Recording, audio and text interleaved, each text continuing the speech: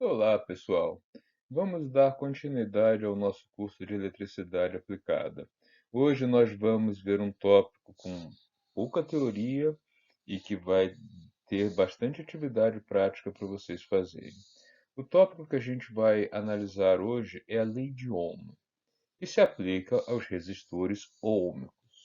Em geral, nós vamos tratar somente com resistores que têm a característica de seguir a lei de Ohm, por isso são ditos resistores Ohm. A conjunção de condutores, resistores e corrente elétrica circulando num sistema é o que a gente vai chamar daqui a pouquinho de circuito. Nós vamos começar a tratar de circuitos ômicos resistivos. Então, a lei de Ohm é um passo importante a mais nessa série de tópicos que nós estamos analisando para chegarmos aí à análise de circuitos. A lei de Ohm é essencialmente o que? Ela trata dos dispositivos aí que transformam a energia elétrica em energia térmica. Esses são os chamados resistores. Qual é o papel deles dentro de uma estrutura de um circuito? É, como o próprio nome já diz, resistir à passagem da corrente elétrica. E ao fazer essa resistência, eles se implicam aí numa transformação de energia. Tá? A energia elétrica das cargas elétricas que circulam na corrente elétrica. Quando essas cargas elétricas elas vêm circulando, elas passam por um resistor. O que acontece nessa passagem? Elas vão deixar uma parte da energia delas, ou seja, elas vão perder energia e essa energia vai ser transformada, em geral, em energia térmica, que é usualmente o papel aí dos resistores.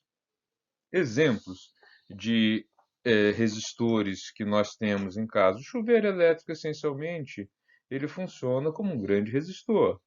Também o ferro de passar roupa. Eles transformam energia elétrica em energia térmica. As lâmpadas, elas têm a função de transformar energia elétrica em energia luminosa. Algumas delas transformam a energia luminosa, né, energia luminosa que se traduz aí em luz, e também calor, energia térmica. Especialmente as antigas lâmpadas de tungstênio, elas eram muito eficientes em gerar calor, mais eficientes do que gerar luz.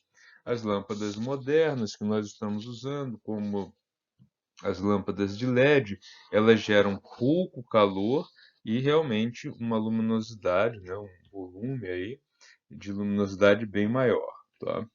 Mas as lâmpadas incandescentes eram muito mais resistores, muito mais geradores de calor do que de energia elétrica.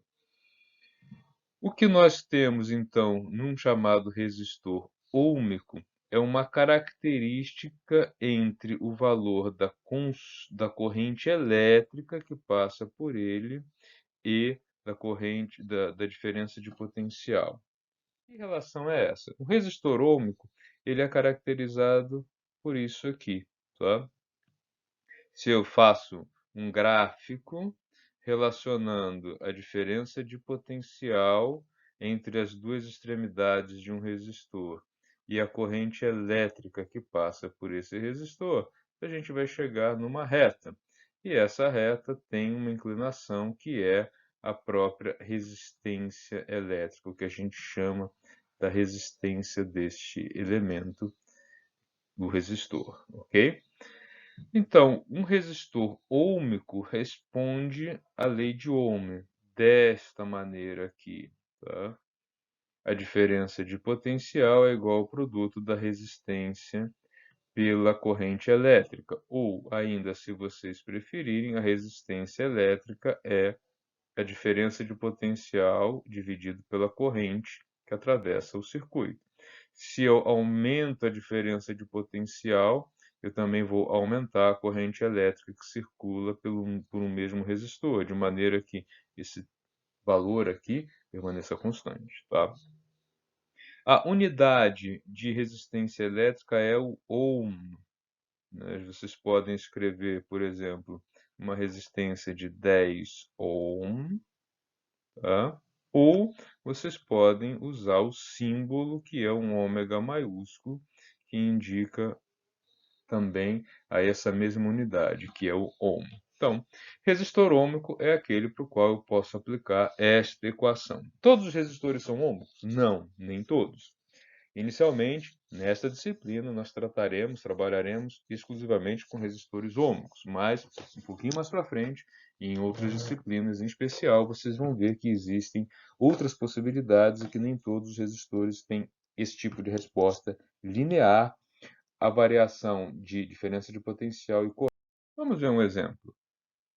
Qual a tensão qual deve se ligar um chuveiro elétrico, cuja potência nominal consumida por ele é de 2.200 watts, e ele deve ser aí percorrido, né, atravessado por uma corrente elétrica de 10 amperes. Olha só, vamos recordar qual a definição de potência. Potência elétrica é energia fornecida por tempo. Isso pode ser reescrito assim: energia por carga elétrica e a carga elétrica dividida pelo tempo. Isso significa, então, que a potência é igual a quem é a energia por carga é a diferença de potencial. Quem é a carga por tempo é a própria corrente elétrica. Nós vamos supor que este resistor é um resistor do tipo ôhmico, tá? Ou seja, um resistor do tipo que U é igual a resistência vezes corrente, ok?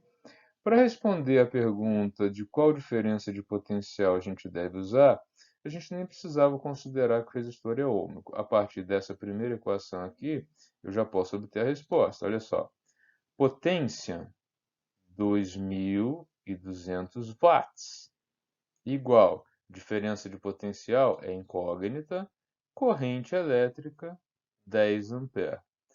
Ou seja, a diferença de potencial é igual a 2.200 dividido por 10, que significa então que este chuveiro deve ser ligado a 220 volts de diferença de potencial.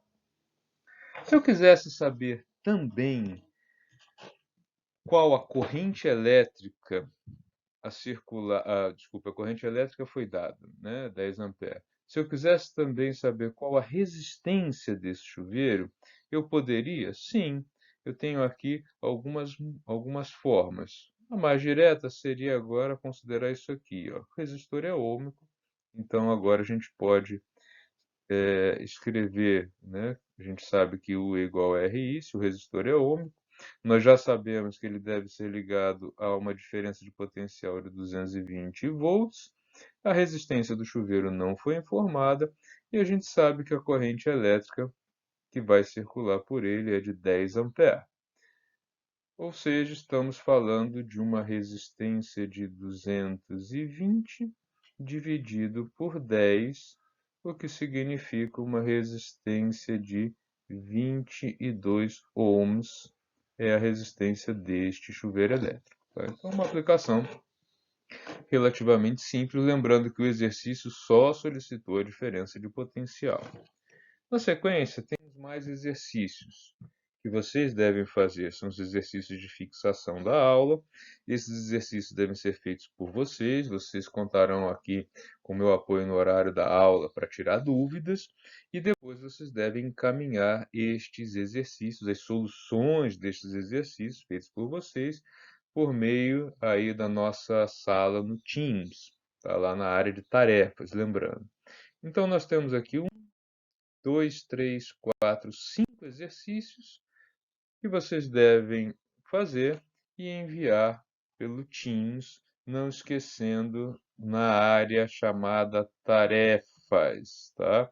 Nós temos lá uma tarefa para cada aula.